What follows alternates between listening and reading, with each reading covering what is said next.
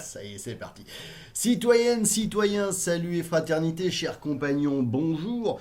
Nous sommes aujourd'hui donc le 15 décembre, c'est le jour des Ninons, le tour de la France par deux enfants, écrit par J. Bruno, une lecture par votre serviteur, Grégory Baudouin. Aujourd'hui donc le chapitre 84, Toulouse, la ville rose, très chère à Claude Nougaro, excellent poète chanteur, un grand juriste consulte Cujas, que en Catalogne on pourrait dire Cujas, et Toulouse, la ville de mon régiment, la base opérationnelle mobile aéroportée, premier régiment du train parachutiste. La maxime du jour, il suffit de savoir les 24 lettres de l'alphabet et de vouloir. Avec cela, on apprend tout le reste. À Toulouse, il fallut se donner bien de la peine, car de l'ancienne capitale du Languedoc, peuplée de 130 000 âmes à l'époque, est une grande ville commerçante. Le Perpignan lui apportait quantité de marchandises, principalement de beaux blés durs d'Afrique, que l'on débarqua avec l'aide d'André au magnifique moulin de Bezacle sur la Garonne, que d'aucuns appellent aussi la Garonne. Rappelle-toi, petit Julien, dit André, que la meunerie est une des industries où la France fait merveille. Ce n'est le tout de faire pousser du blé, vois-tu. Il faut savoir en tirer les plus belles farines. Eh bien, les farines de France sont renommées pour leur finesse. Et Toulouse est dans cette partie du Midi le grand centre de la meunerie.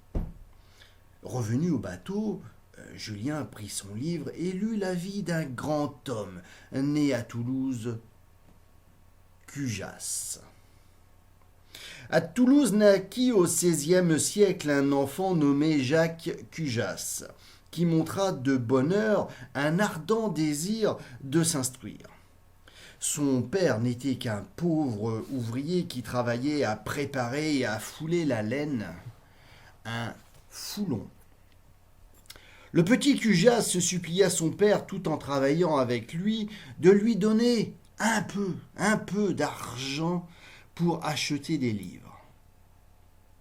Le père finit par le lui en donner, et l'enfant, au lieu d'acheter des livres qui eussent pu l'amuser, acheta des grammaires grecques et latines, des ouvrages anciens, fort sérieux, grâce auxquels il espérait s'instruire. Le jeune Cujas, sans aucun maître, auquel...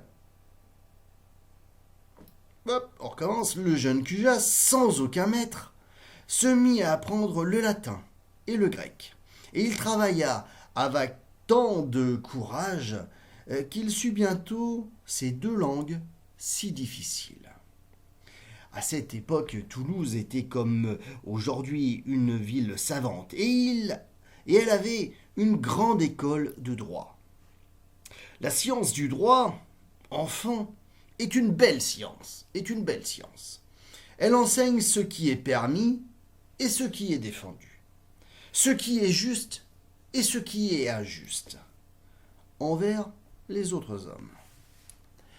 Elle étudie aussi également quelles sont les lois les meilleures et les plus sages qu'un pays pu se donner, quels sont les moyens de perfectionner la législation et de rendre ainsi les peuples plus heureux.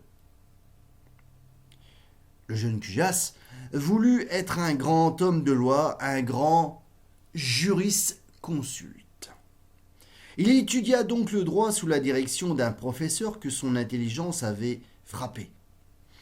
Bientôt il devint professeur à son tour, et sa réputation était si grande que des jeunes gens venaient de toutes les parties de l'Europe toutes les parties de l'Europe afin d'avoir pour maître Cujas. Plus tard, Cujas professa successivement le droit à Cahors, à Valence, à Avignon, à Paris et à Bourges. Ses élèves le suivaient partout comme une cour suit un prince. On lui offrit d'aller en Italie enseigner le droit, mais il ne voulut pas quitter sa patrie. La bonté de Cujas égalait son génie, il aidait à chaque instant de sa bourse les étudiants qui avaient pour lui non moins d'affection que de respect. Les travaux de Cujas ont été fort utiles au progrès de la science du droit en France, et à celui des bonnes lois, pardon. On lui a élevé une statue à Toulouse, sur une des places de la ville, devant le palais du tribunal où se rend la justice. Voilà, un petit chapitre aujourd'hui, avec donc 2 gravures.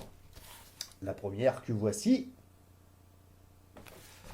où il se dit Toulouse et le Capitole. Superbe, superbe le Capitole, la place rose.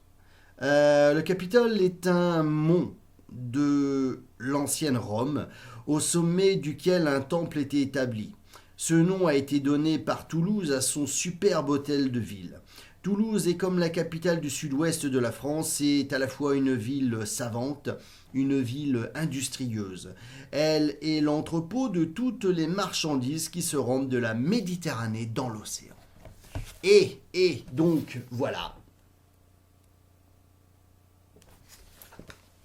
Cujas, né en 1522, est mort à Toulouse en 1590.